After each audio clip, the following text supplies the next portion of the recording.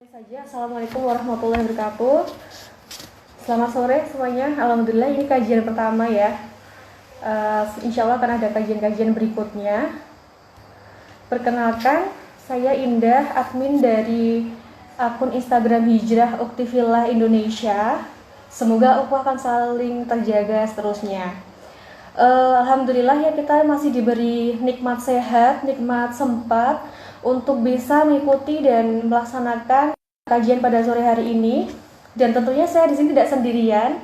Saya ditemani oleh Ustadz Yayang Rahmat Hidayah sebagai pemateri dengan tema yang sangat menarik dan tentunya sangat penting, yaitu tahapan-tahapan dari Al-Quran.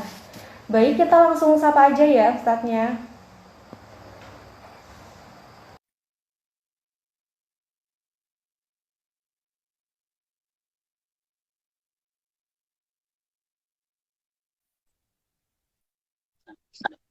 Assalamualaikum warahmatullahi wabarakatuh. Suaranya jelas, Kak?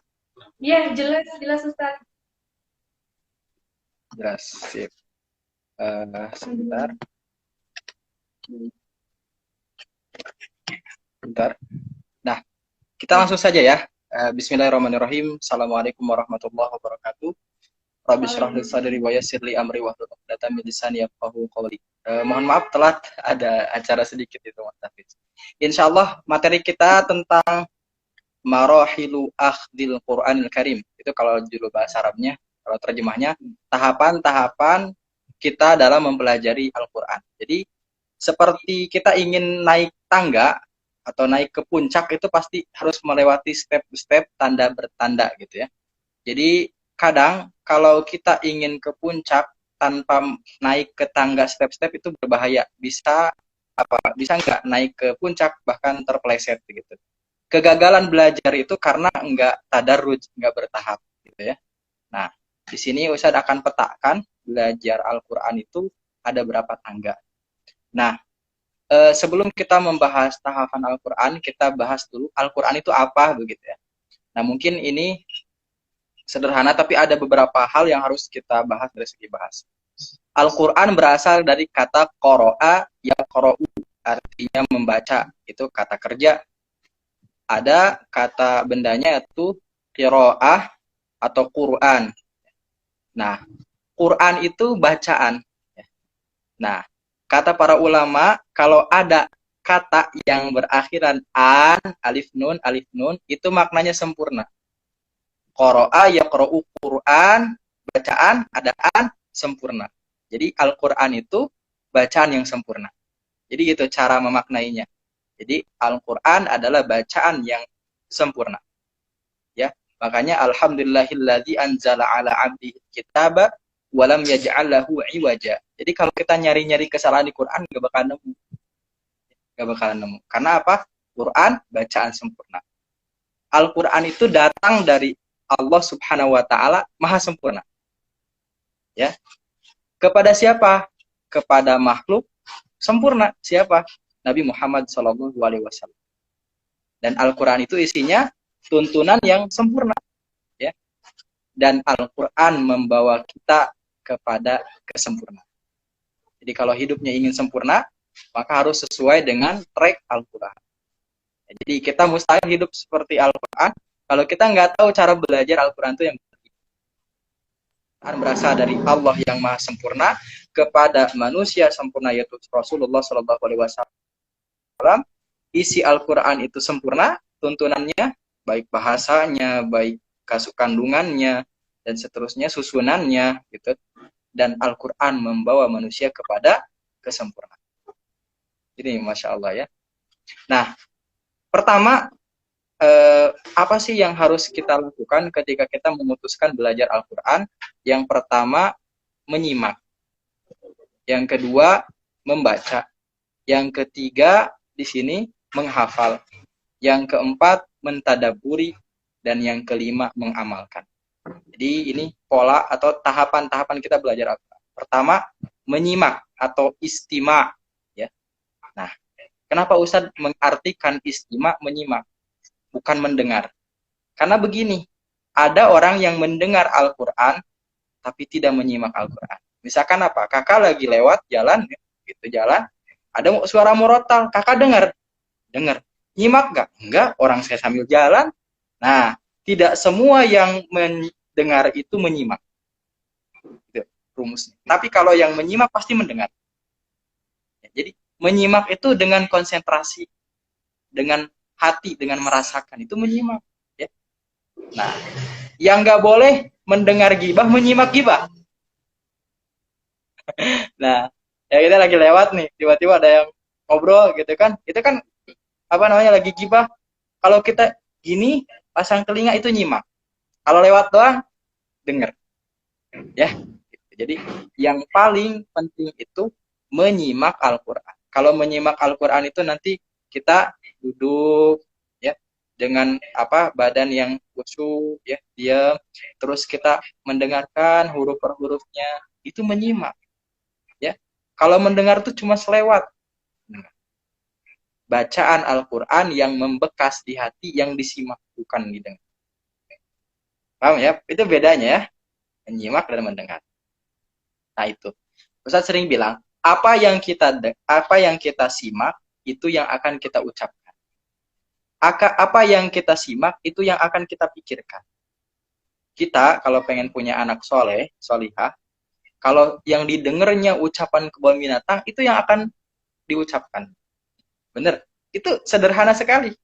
Ya, kita pengen punya anak penghafal Quran, tapi yang didengar tuh apa? Musik-musik, DJ, susah ya.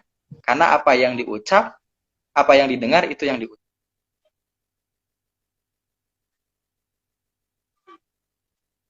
Apa? Kalau kita didengar tuh taat, itu terinspirasi untuk taat. Itu rumusnya ya. Jadi kalau kita ingin lisan kita terus baca Quran, maka latihlah untuk menyimak Al-Quran. Kalau pikiran kita ingin terus memikirkan Al-Quran, latih telinga kita untuk menyimak Al-Quran. Jadi itu ya. Nah, itu. Nabi Muhammad SAW juga belajar yang begitu. Ya, beliau mendengar bacaan malaikat Jibril alaihi salam, dengar, lalu Nabi mengikuti. Ya, paham ya itu. Jadi yang pertama adalah al-istima, menyimak. Jadi simak dulu Al-Quran itu.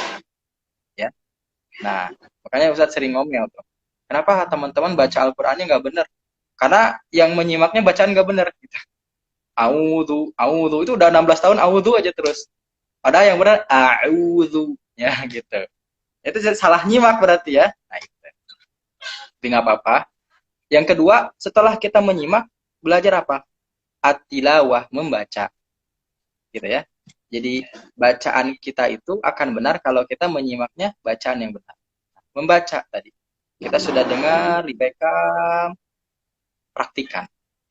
Dengar, praktikan. Jadi cara belajar baca Al-Quran itu mudah. Simak, ucap. Simak, ucap. Gitu. Paham ya? Nah itu. Jadi itu tilawah, membaca. Dan kata para ulama, tilawah itu adalah membaca Al-Quran dengan hati, niat, mengamalkan Al-Quran. Itu tilawah. Gitu. Paham ya? Makna tilawah itu begitu. Nah, dan membaca Al-Quran itu harus dengan baik dan benar. Gitu. Makanya disebutkan oleh para ulama, wal akhdhu bit tajwidi hatmun lazimu man lam yujawwidil Qur'ana athimu. Wal akhdhu bit tajwidi, membaca Al-Quran dengan tajwid itu lazimu.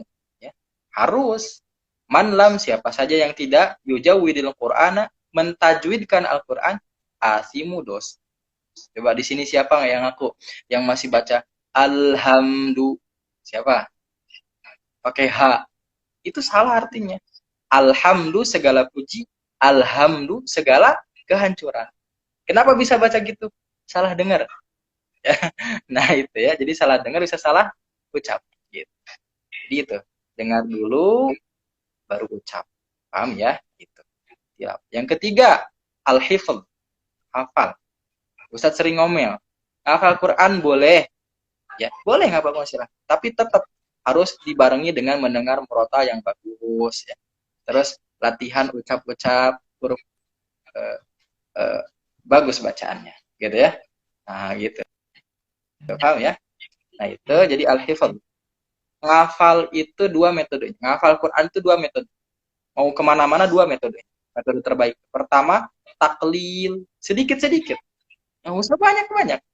Lebih baik 2 ayat per hari daripada 2 surat per bulan. Ya, Al-Ikhlas, Al-Falaq 2 bulan. Pusing. Mending 2 ayat per hari. Itu lebih bagus. Lebih bagus. Sama ya? Nah, itu jadi taklil sedikit-sedikit saja. Ya, sedikit-sedikit saja. Baca Quran sedikit, ikhlas dan khusyuk lebih baik daripada 2 juz. Kita enggak dar-der-dor. Bismillahirrahmanirrahim. Amin. Kacau. Jadi lebih baik 2 ayat, tapi kita khusyuk. Atau bahkan nanti sampai baca artinya itu lebih bagus. Al-hifz, ya. Jadi tahapannya simak dulu bacaan Al-Quran, terus ucap-ucap sampai mirip tuh sama apa yang disimak. Udah diucap-ucap, wah saya udah lancar nih, baru hafal. Ya, ya hafalkan. Gitu ya. Tahsin dulu, baru tahfiz. Ya. Atau ketika sudah terlanjur tahfiz, ya tetap dibareng dengan tahsin. Ya, gitu. Karena sayang kalau misalkan hafalan udah banyak, ya, hafalannya udah tingkat universitas, udah 10 juz. Tapi bacaan masih paud. Audu, goeri. Wah, udah kacau itu. Nah, itu ya. Jadi itu. Apa? Tahsin dulu, baru tahfiz. Nah, cara menghafal Quran itu 2. Tadi taklil sedikit-sedikit. Tadarruj bertahap. Kalau nafas belum kuat, juz 30 dulu. Jangan sok jago ke Al-Baqarah ya. Itu banyak ya yang wakopnya seenak jidat gitu kan. Terus suaranya nggak sampai gitu kan. Itu memaksa. Juz 30 dulu yang pendek-pendek ya. Nah, itu. Jadi tadarruj bertahap. Gitu. Bukan tabarruj, beda ya. Tadarruj bertahap, tabarruj ya berhias berlebihan. Itu beda. Hati-hati. Ya, awas salah dengar. Jadi salah ucap nanti ya. Gitu. Jadi itu ya. Jadi nanti jangan penghafal Quran malah dandannya ini. Ustaz taklil tabarruj. Kamu salah dengar. Gitu. Paham ya? Nah, jadi menghafal Quran metodenya 2, taklil sedikit-sedikit. Mampunya 2 ayat nggak apa-apa. 2 ayat selama sebulan. Pengen nambah jadi 3. Tambah lagi selama sebulan, tambah lagi 4 gitu. Gitu ya. Karena kalau langsung ujuk-ujuk, aku mau setoran 1 surat per hari. Capek ya. Udah, saya mau pensiun. Nah, udah itu boleh. Nggak boleh ya. Ibadah tuh harus sedikit-sedikit agar nggak bosan. Tiba-tiba saya tahajud pengen kayak Nabi Al-Baqarah sama Ali Imran. Udah itu sehari aja. Tahun depan itu nggak bagus. Mending sedikit-sedikit aja dulu bertahap ya. Begitu ya. Lanjut itu hafal. Jadi istimak, simak bacaan Al-Qur'an, terus tilawah baca, terus hifadz hafalkan. Setelah hifadz sudah hafal apa? Jangan sok pinter. Saya udah hafal Quran. Saya udah keren, udah pantas disebut kiai. Belum. Masuk ke 4. At-tadabbur. Mentadaburi. Ya. Ustaz, apa sih baca Al-Quran disebut tadabur? Ini syaratnya 3. Syarat bacaan Al-Quran disebut tadabur. Pertama, husnul ada. Bacaannya harus benar. Mustahil kita bisa tadabur Quran kalau bacaannya cas-ces-cos. Ya. Vo sama zai beda. Terus disamakan. Za nggak bisa bedain sin, shin, sod. Itu masih repot. Nah, itu belum tadabur ya. 1 itu, bacaan harus benar, tadabur. Kedua apa? Taswiru ma'anil Qur'aniyah. Kalau kita lagi baca ayat, harus tergambar maknanya. Jadi harus paham apa yang kita baca. Kita kalau dengar lagu, paham asik nggak? Asik. Nah, kita kalau dengar Quran, paham itu asik. Ya, kita baca Quran kalau paham asik, beneran bisa menghayati. Kedua, paham apa yang kita baca. Ketiga, al-khusyu. Harus khusyuk bacanya. Terus gimana sih khusyuk baca? Khusyuk baca Quran itu ketika kita baca Quran, hati kita ikut. Ya, ketika baca tentang ayat neraka, kita takut. Ketika baca ayat tentang surga, kita berharap, ya Allah, semoga saya absennya surga. Gitu. Nah, itu khusyuk itu. Ya. Karena makan ayat tentang perang malah ekspresinya senang. Kan itu kan ngaco, dia nggak paham. Ya, nah itu ya. apa namanya, la uqsimu biyaumil qiyamah, itu tentang kiamat. Kenapa wajahnya senang, apa pengen kiamat gitu ya? Nah itu kan nggak paham dia kan. Nah jadi harus paham konteks gitu ya. Nah itu paham ya, jadi kita disebut bertadabur Al-Quran kalau bacaannya benar ya. Kalau tadi apa maknanya kita paham, ya minimal paham, ya paham sederhana aja. Ketiga, kita khusyuk, hatinya ikut ikut menikmati. Nah, itu tingkat keempat ya. Terus yang terakhir, yang kelima, di sini al-amalu, mengamalkan ya. Kan apa zakatnya ilmu itu ada zakatnya ya. Kalau zakatnya harta ya dibayarkan, ilmu itu ada zakat apa, mengamalkan. Dan seseorang nggak disebut berilmu kalau dia nggak mengamalkan dan nggak mengajarkan. Jadi saya sering bilang hati-hati kalau kita cuma bisa ngafal, itu bedanya kita dengan komputer apa. Jadi jangan bangga hafal Quran itu sebenarnya. Kita cuma bisa memindahkan Al-Quran ke memori. Berarti lebih pinter ini bot WA, ketik Al-Baqarah, tiba-tiba muncul suratnya sama artinya. Tapi yang membedakan kita dengan komputer adalah kita bisa tadabur. Kita bisa mengamalkan. Komputer bisa ngamalin ayat tentang zakat? Ya bisa. Kita bisa. Kita bisa tadabur, bisa ketika kita ngasih zakat ke orang yang membutuhkan, kita lihat senyum orang yang membutuhkan itu. Kita senyum karena bisa memberi, membantu. Itu tadabur.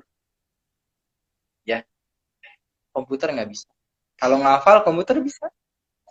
Kalau baca komputer bisa. Kan ada pen Qur'annya gitu ta. Itu bisa. Ya.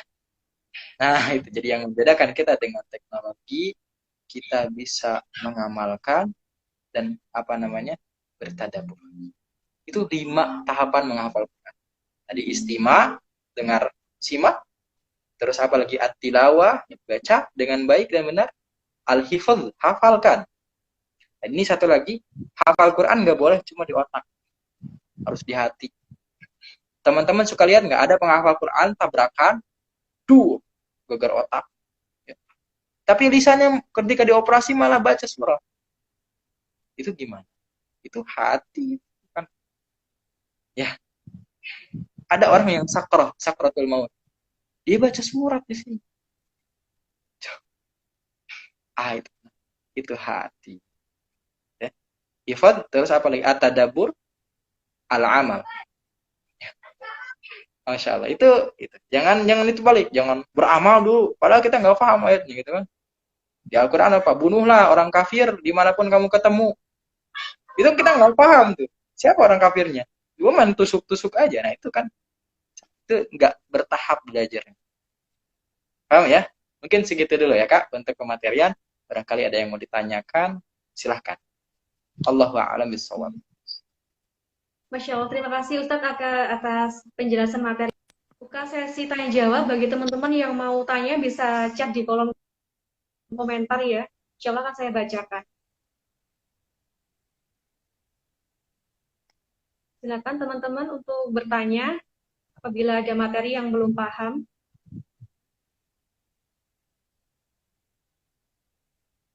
Belum ada yang masuk ini Ustadz. Oh, belum ya. Iya.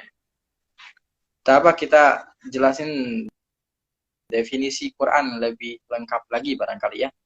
Nah, Ya. kalau tadi Ustaz jelasin bahwa Al-Quran itu bacaan yang sempurna. Tadi kan, qara'a yaqra'u Quran. Quran bacaan yang sempurna. Kenapa? Karena ada alif dan nun. Memberikan makna sempurna. Asy-syaiton, makhluk yang sempurna. Apanya? Kedurhakaannya. Ya, iya, itu bukan. Jadi kita hidup tuh kayak memilih, kita mau memilih jalan Quran atau jalan syaitan.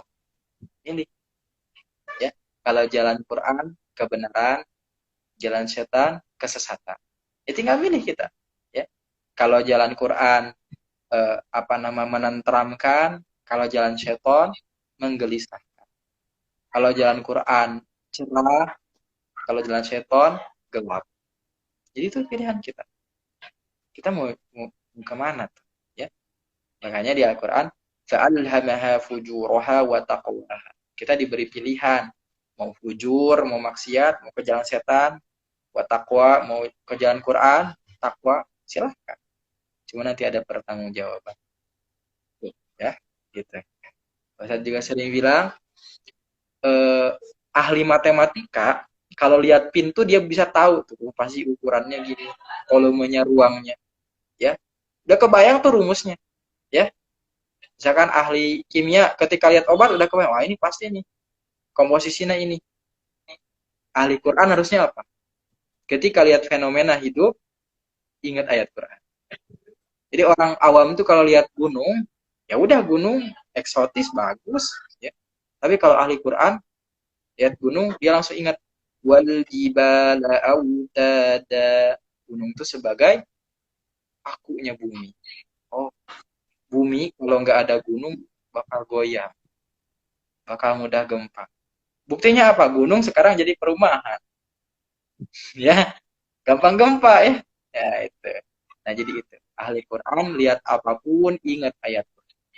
Ya, itu terusnya begitu. Paham ya? Nah, itu.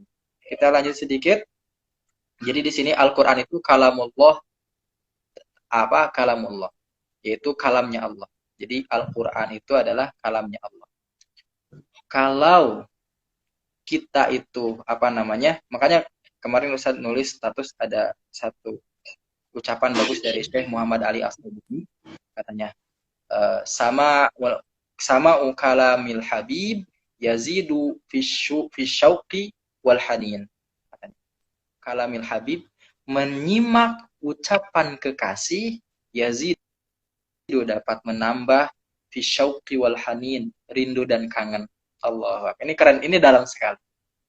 Jadi teman-teman kalau jauh LDR nih sama suami sama istri, ketika dengar suara seperti suara suami dan istri itu rindu naik ya. Harusnya kalau kita mendengar bacaan Al-Quran, kita tambah rindu kepada Allah, tambah rindu kepada Nabi. Kita dengar baca Quran, ya Allah, Nabi itu pernah baca begini, saya rindu. Dan rindu itu bukti cinta. Masya Allah. Paham ya teman-teman? Segitu saja mungkin ya. Silahkan ada pertanyaan nampaknya mungkin. Baik Ustadz, ini ada yang sudah masuk pertanyaannya. Saya bacakan ya. Assalamualaikum Afwan Ustadz. Ana mau tanya, siapa saja yang di sebuah ahlul Quran? Apakah hanya yang sudah selesai menghafal 30 juz saja? Itu Ustadz. Ahlul Quran. Oh, ini ada ulama mengatakan Ahlul Quran itu orang yang membaca Al-Quran sepanjang hidupnya. Itu simple ya. Ada. Jadi siapa Ahlul Quran? Orang yang baca Quran sepanjang hidup. Siapa? Sahabat yang wafatnya dalam keadaan baca Quran? Utsman bin Affan radhiyallahu. Ah itu Ahlul Quran. Ya, Ahlul Quran. Jadi nggak ada jaminan teman-teman hafal 30 juz Ahlul Quran. Tapi kalau hafal 30 juz itu mendekati Ahlul Quran. Ya. Ustaz punya teman ini kuliah. Di SMA dia hafiz Quran di salah satu pondok ternama. Ketika kuliah ateis. Salah gaul. Nah itu ya. Jadi itu. Jadi kakak kalau hidupnya terus baca Quran, insya Allah Ahlul Quran. Itu satu pendapat. Pendapat yang lain, Ahlul Quran itu adalah orang yang apa? Mengamalkan Al-Quran. Meskipun belum hafal 30 juz. Misalkan apa? Kakak hafal Al-Fatihah.